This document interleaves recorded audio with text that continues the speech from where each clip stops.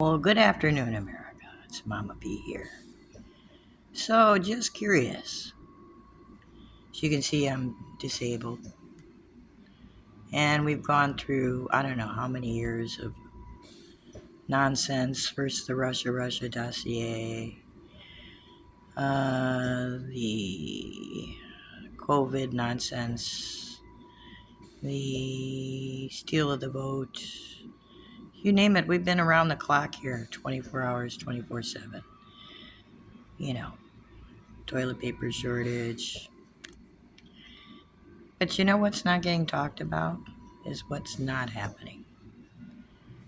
We have yet to figure out how to fill a hungry belly. We've yet to figure out how to house a homeless person. We've yet to figure out how to make a deposit to pay our bills. We've yet to discover that those people that served you your food, worked at Taco Bell, bagging groceries, raising your children, didn't fit the credit scoring that issues the Social Security that you pay into. It also didn't give you room to afford a pension or a retirement plan or a savings, much less your own apartment. And now, disabled, I became in 2012, federally accepted. You have to go through a 2-year period of no money, period, whatsoever, no income. I don't know how you do that, thank God. Thank the blessed Lord, I was married at that time still. And that was to an abusive man. So I'm one of the 1 in a millions that left the abuser, got out of the situation by the skin of my chinny chin chin. And that was in 2017. And here we are. I don't think I ever made over 100,000 in my life. See, try to imagine being in this situation. You're on oxygen, so you can't just hop, and go down to the store. No car. And you have an income of $1,200 and some odd dollars a month. Take a look at the rental and what you have to do to qualify to rent. So you have to have at least 2 times the amount of rent in your bank account. Well, if the rents start, I'm serious, where I'm in the location I'm at. Certainly if I want to go to Alaska, then you got to cover travel, the move. It's not like we can just walk out our door and say, knock, knock, I'm here. I have medical that has to follow me. I have needs that have to follow me. And what I'm finding is, save a grandma, take an injection, but let's not deal with really saving any grandmas or mothers. Once you get beyond having children, there's no help for you. There's no housing. What do you say to someone like me?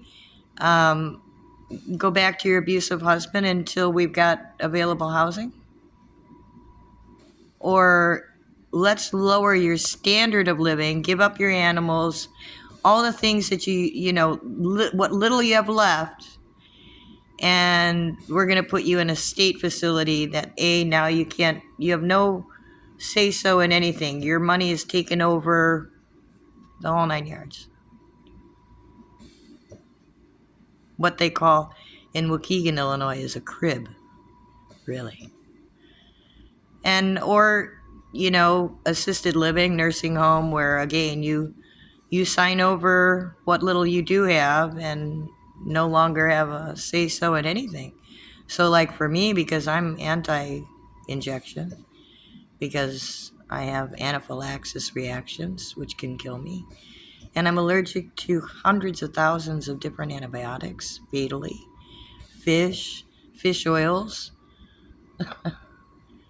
So, no, it's not easy for me. And then I'm a naturalist. My lineage is Mennonite, all the way back to, like the 1500s. So I'm not going to eat processed food. I can't. It makes me gag. Baked potato? Sure. Little liver? Sure. Burger? Sure. But it's all farm fresh. So let's get back to the point here. The housing situation. So you call housing. They say 3 to 4 year wait list. I say, well, what do you do with somebody like me? I have no place to go. My family situation has changed. The housing situation is no longer available to me, and what do I do? Oh, I'm sorry. You'll have to call your congressman.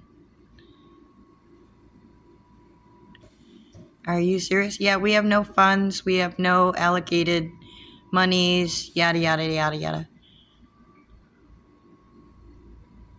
Well, where do I sign up to be an illegal alien then? Because you certainly have all the funds and ways to help them for the last, I don't know how many years. But you cannot help a 62-year-old woman on oxygen without taking away her last minuscule rights, like the right to allocate my own money, the right to live in a safe environment, the right to live in a place that gives me the means to optimize my mobility, not take more of it away from me, that will optimize my independence, not make me more dependent, that forces me to live with other people that don't share my same moral values or beliefs. Why would we do this to people? Would you want to live this way? It's like living in a circus that is really more like a frightmare. So, listen, if you've come up with some solution, and if not, then why aren't we doing humanitarian projects? All these people that seem to have gazoids of money or land or the ability to be RVing around, why aren't you helping us out? Why aren't we coming together and starting a humanitarian project that helps people like me? People that can still contribute to the community in so many wonderful ways. But don't have enough money to sustain living. Well, I'm hoping that maybe somebody will hear this and give me some delicious answers and not the standard answers like, have you contacted HUD? Listen, I'm 62 years old. I've gone through all the doors, and basically they're all the same.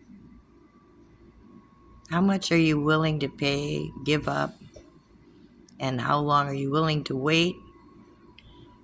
And quite honestly, you're not our crisis today. You know? And I can't fix stupid, and I'm certainly not going to play with crazy. So God bless your cotton socks. If you got some great ideas or want to start a humanitarian project, please, by all means, leave me a comment. Let me know.